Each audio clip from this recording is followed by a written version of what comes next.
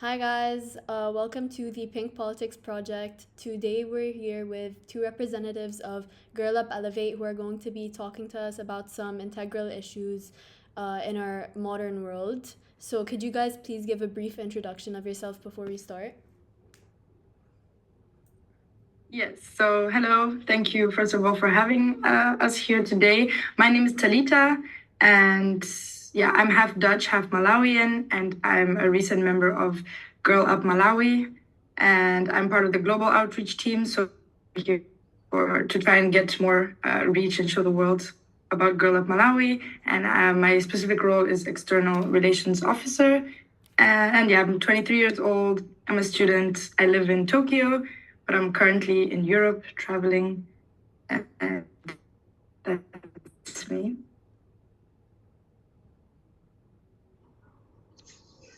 Hi everyone, my name is Rita and I'm also part of the Girl Up Elevate Malawi. So I joined the club when founded. This was January last year. And then I'm also part of the global outreach team. I'm the head of global outreach. I'm 23 years old. I'm a student. I'm currently in Lusaka, Zambia. Thank you so much. So we're going to dive into the questions. The first question that I want to ask is something more localized. So, what are some of the unique challenges facing girls and young women in Malawi that Girl Up Malawi aims to address?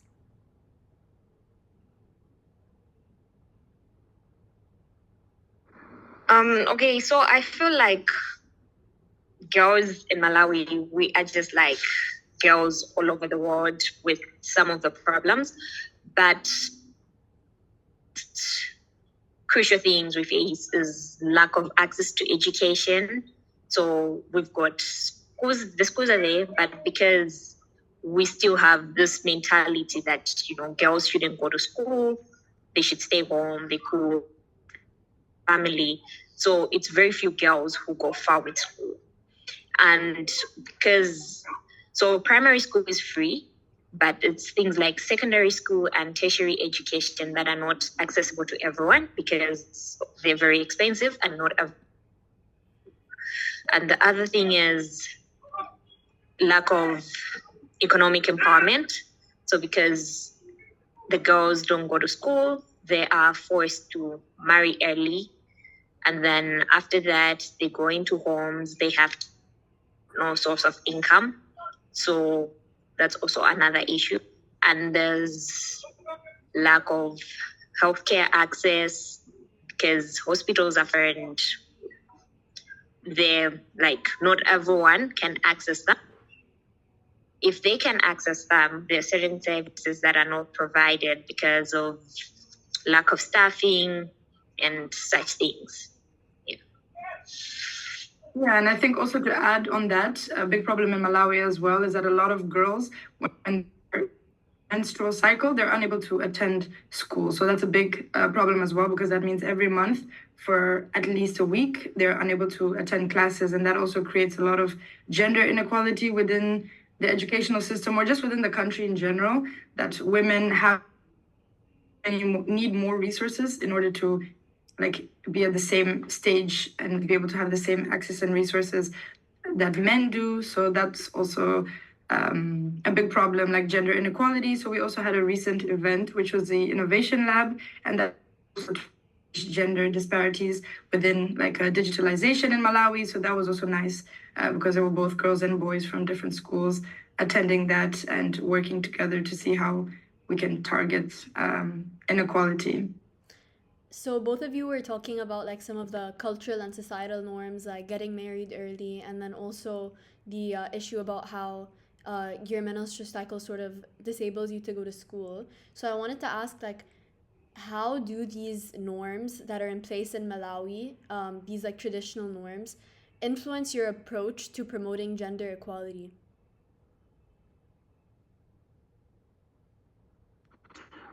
So right now, I think our focus is to try and empower as many girls as we can in our community.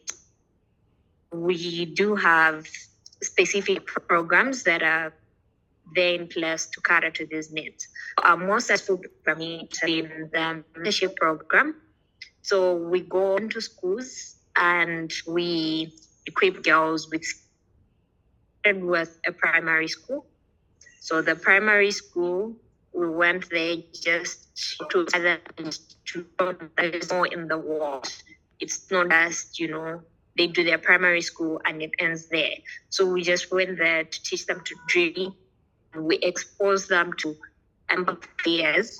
So we had someone who's a lawyer, someone who is an economist, and also like the first runner-up to the Miss Malawi. So it's just we try to expose them to women who have like their dreams, to show them that it's possible. They should strive for more in their lives. And recently this year, we took the mentorship program to a secondary school. So those were like girls who are about to go into university, and we partnered with a company that specializes in financial literacy to teach them and to empower them finances, so that when they leave school, they know what to do with their money and they're just economically empowered, so they don't always have to rely on others. Yeah, and like the societal norms, like getting married early and all these things that are expected from young women, because I think we can all agree that we live like in a patriarchal society, like especially in Malawi, where these expectations for genders are prevalent. So what we do is, like you said, that's why Girl Up exists, that's specifically catering to girls, just empowering them in any form, like Rita mentioned, whether it's through mentorship programs, or we have also a lot of virtual events where people can also just see that. We recently had an event of women in diplomacy, so women can see that they can be in positions and they can visualize themselves as they see other Malawians doing so. So yeah, I think that's the main thing, just trying to fight the patriarchal system. So then, specifically looking at the educational aspect, how has Girl Up Malawi contributed to improving the educational opportunities that are for girls in Malawi? And what specific workshops, if any, have catered to educational needs? So right now has been the mentorship program and the innovation lab we had, which is just to give the girls career exposures. Hopefully, because we do have a few challenges with like sponsorship and getting funds, so we can't really do like big programs, say fund a girl in school and whatnot. But one day would like to do something like that, and some leave a lasting impact on the girl lives. But for now, it's internship program and to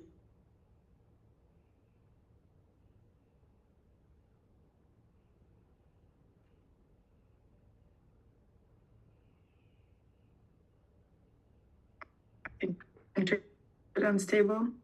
Yeah. as much as we are living, there's a huge part of our country where people don't have access to technology. So we are just trying to bridge that digital divide by exposing them to technology and asking them to like come up with solutions and ideas that they think we can use to develop the site. And also, yeah, I think because Girl Up Elevate Malawi is also quite new, we don't have a lot of, maybe we have had that catered to that, but we do have a lot in the planning at the moment. Like we're currently looking at scholarship opportunities abroad that Malawian students could gain as well. And hopefully having an event where maybe people who organize these scholarships or different universities, virtual events, and we can organize and help some of the students through their process and applying. And yeah, in general, we're just looking for more opportunities on the ground in Malawi and also abroad, because we are part of the global outreach team. So that's also something that we're trying to do. So all that sounds really interesting, and I wanted to ask, like, can you guys provide us with any like specific anecdotes of girls that these educational programs have helped, or any person that was involved in the Girl Up Elevate programs who has like bettered their education? So for the mentorship program, the first one we did was like the primary school girls. When we went there, it's girls with potential, but they really thought, their dreams are not valid because of the side community they come from. And when we went there and we inspired them, we taught them about all those amazing, and there were a few girls who were really inspired, and they decided they would stay in school, and they were really grateful when they opened their eyes to a whole different areas like of opportunities there. And for the digital divide innovation we recently had, we did open up a few girls' minds to the idea of a career in like technology, because we still have this mindset that everyone must be either a doctor, a lawyer, a nurse, an engineer to be considered successful. But as we are doing these programs, they're realizing that success doesn't really just have one definition. Like, it just doesn't do areas a whole lot out there in the world for them. And I also think like with the mentorship programs, because the whole idea of a mentorship program is to like equip the girls with skills. So these are skills that they can then take on like in their life moving forward. And this is something that they wouldn't have if those mentorship programs were absent. So I think just kind of through these events, also through the innovation lab, that was also really successful, because the students were also competing their own initiative and come up with solutions to how they can. So they're also they're in the steering wheel of combating gender inequality in the country. And I think it just really equips them with the skills and makes them more ready for the job market, or just more equipped in the future. Obviously, in Malawi, tradition and rural communities are obviously a very big part of the nation. So I wanted to ask, like, how do you partner with these local communities as well as like traditional leaders in order to promote gender equality and empower girls, like sort of bridging the gap between traditional and modern values? So we are lucky that, I think the country we're opening up to new ideas and innovations. So yeah, certain people who are set in their cultural ways, but we're really lucky that people are opening up to like ideas. So when we go into a community, we explain what we are trying to do. As long as they understand our motive, I think they're more recipient of us as people, and they're willing to help us like carry out those ideas. So on mentorship programs, those are really the community outreach projects we've done. So the first one we did was a local like primary school in a township. So we went there, talked to the headmaster of this one, said, this is who we are, this is what we are trying to do. For them, it's something that has never been done before, but he was really interested, and to him, it was such a great idea. He was really recipient to it, and he said, okay, we'll give it a try. Asked us how many girls would like to cohort, and we had, I think it was 50 girls in the cohort. So he provided us, he told us this is the best age group you can work with. And the girls were very enthusiastic. And I think even back home, they'll, go ahead and do this, because at the end of the day, it was a productive event. It's like, it's not, oh no, we're going to do this, we're going to play and whatnot. So even their families were very receptive and supportive, because the cause, what we were trying to do for them. So I think as long as they know what we're trying to do is benefiting them, they're pretty receptive.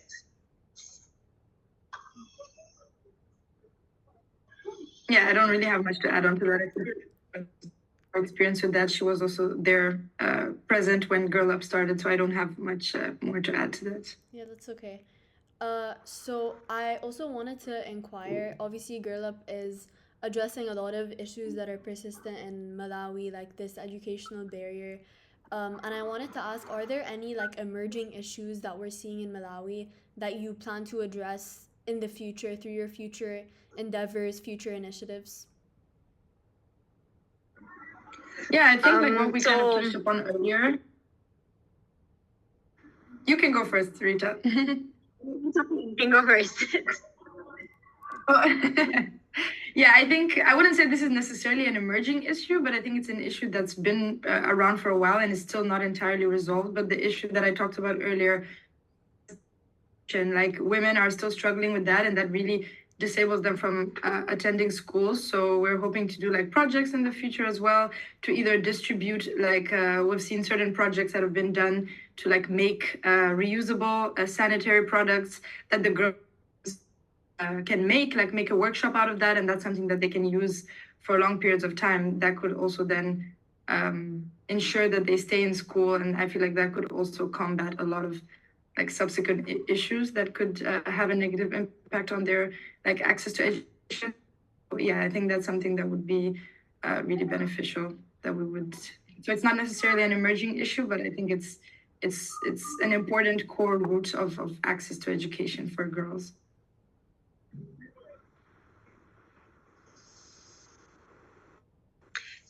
Yeah, and I think just to add on to that, and I think our other main goal is just to address the issues that, we already have, such as economic empowerment, access to health, good education, and just, those small things that will help to improve the lives of girls in our communities, because we believe, it's the little changes we're making in the community that's making a difference. So if there is any is us to do something about it, we will. An example is like last year. So in 2023, Malawi had a cyclone. So we rose to the occasion and we donated items to victims. So they were our own like goals that we're trying to achieve. But if there is a need and another issue occurs, then we will rise to the occasion and try our best to address it. And how do you plan to stay responsive to the changing needs of girls and young women in Malawi? Like, whether you think you want to establish sort of a liaison between these like educational facilities and Girl Up Malawi itself to have someone like advocating the needs of the women, or what exactly do you think you would need to, sort of stay informed about what these women need on a daily basis? I mean, I think girls all over the world, first of all, are kind of facing similar challenges. Of course, it differs depending on the local context, and that can be. But what we plan on doing also in the future is collaborating with a lot of other Girl Ups in Africa specifically. So we're currently in communication with Girl Up Nigeria, and Nigeria is like a kind of fast paced in Africa. They're seen as really moving at a faster pace. So I feel like working with other Girl Ups can also give us perspective of maybe the issues that are going on in their countries, how they're responding to that. And like I said, I feel like girls are going through the same things, no matter if it's in South America, Europe, Africa. Of course, it's a little bit different. Collaborating with more people, we're able to stay on top of that and really make sure that we're responsive to the needs that continue fluctuating.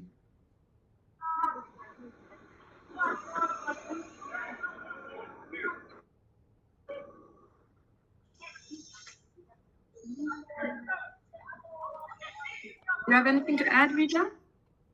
No, I don't think so. Well articulated. Oh, okay.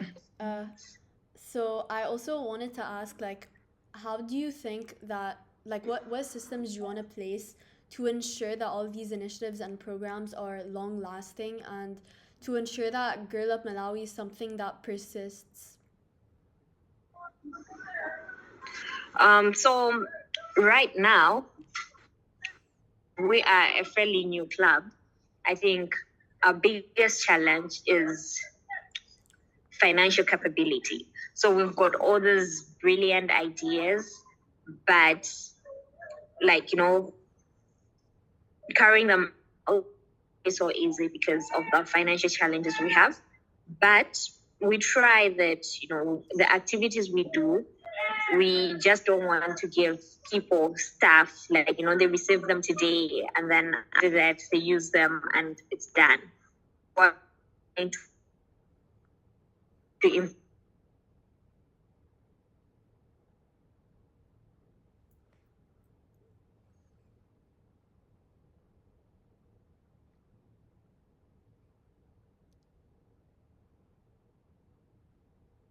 leadership system where we've got teams.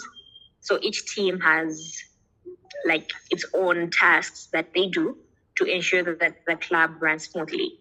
So once the current leadership bows out, the next that will come in will have to continue with the same system to ensure the longevity of the club.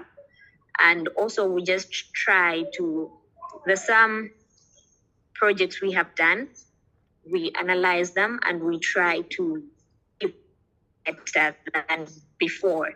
So we want to continue with the same projects we are doing now, just keep on improving them. Instead of we do one project now and then the next time around we do something that's completely different. So we want to carry on projects we are doing.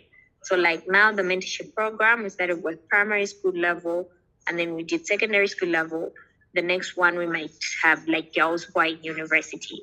Or, the same thing how we could, Talita said, we're looking into scholarships. So yeah, we already had in the mentorship program and coach them on how to apply for the scholarships and get the scholarships.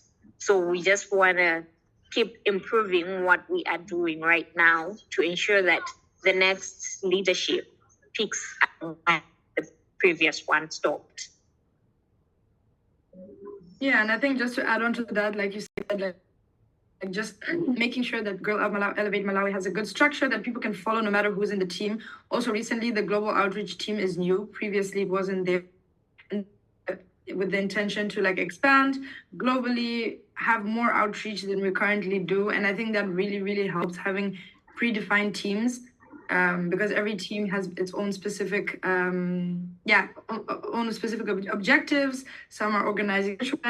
Really allows us to be consistent with our events, and as Rita mentioned, also having workshops. We make those frequent. Also, our how do you say? Our virtual events as well. We have those frequently as well as there's a lot of people who are as well. So they're the ones in charge of the community outreach program. So that really helps that we diversify our work and that we keep and then also the fact that we're also on social media as well in this day and age, that also really helps as well, being present and being able to collaborate with all other Girl Up. So yeah, we get our voices heard. It's still new, but I think for how new it is, we're really maintaining a good standard at the moment. So obviously both of you have extensive experience with, organizing and managing clubs with your position as head of the Global Outreach Program. So I want to ask you, what message would you like to send to young activists that are listening who might be inspired to also start their own initiatives? I think you can go first, Talita. I think the main message that I would give to young activists who are trying to start their initiatives is just that I feel like people are always too worried that they want to have a big scale impact. And I think a lot of people back because they feel like they need a lot of resources or they need a big team in order to make an impact. But it takes only one, impacting one person's life, that's already a huge impact. And I think that's a message I would give to people who want to start their initiatives. Start small, baby steps. One person get enrolled in a school, or you're just helping one person, equipping them. For example, mentorship program, that's very one-to-one. So it's benefiting an individual person, but that can transcend and that can have a domino effect. So I think my big advice is just don't be scared and don't feel like you need to have on your hand. There's so much that you can do just by voicing out your opinions or standing by what you believe. and yeah, making it happen, even if it's one person at a time. Yeah, I think you said it very well. I think you just start where you are because, like, you know, for me, the way I started, the way I joined Girl Up, you know, I used to see my friends in high school part of it. So I asked them about it, and they told and then we joined. So I did not start with the current club I'm with now. I started with another club, Girl Up Blantyre. But then eventually, after like change of leadership, the group sort of just died. And then when we up Elevate, and more, she literally, for her, she was also a member of the other girl that invested.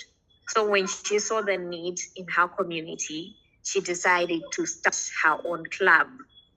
So it's just, you know, one action, one step. And before you know it, you be collaborating with others who are just like you. And then you're making, they seem like the small changes, but in the long run, they're significant changes because when the number of people we've inspired, not just because we've touched their lives, but you know, the people who see our social media pages and then they reach out to us and they say, oh, we love the work you're doing and what. So it's just that, just, you know, start where you are, be bold, don't be afraid. Thank you so much. And I just have one more question for both of you. So, how can the audience stay connected with Girl Up Malawi and stay updated on your latest projects and initiatives? I would say mainly through social media. We're present on most platforms, LinkedIn, Instagram. But I think another main one is also like WhatsApp as well, because we obviously also have to cater to our audience. And that's obviously people who maybe don't have like always constantly internet access or access to certain apps such as Instagram or LinkedIn. So also through WhatsApp, I feel like is right now the most common mode of like transferring information in Malawi. So that's, and also just word of mouth. I think our club as well is expanding quite a lot, and networks as well, and people in different primary and secondary schools. So also through just network. All right, guys. Thank you so much for your time today. It's been a really insightful conversation. Thank you for having Thank us. you so much. Of course. Have a great day. You too. Bye bye. Bye. See you.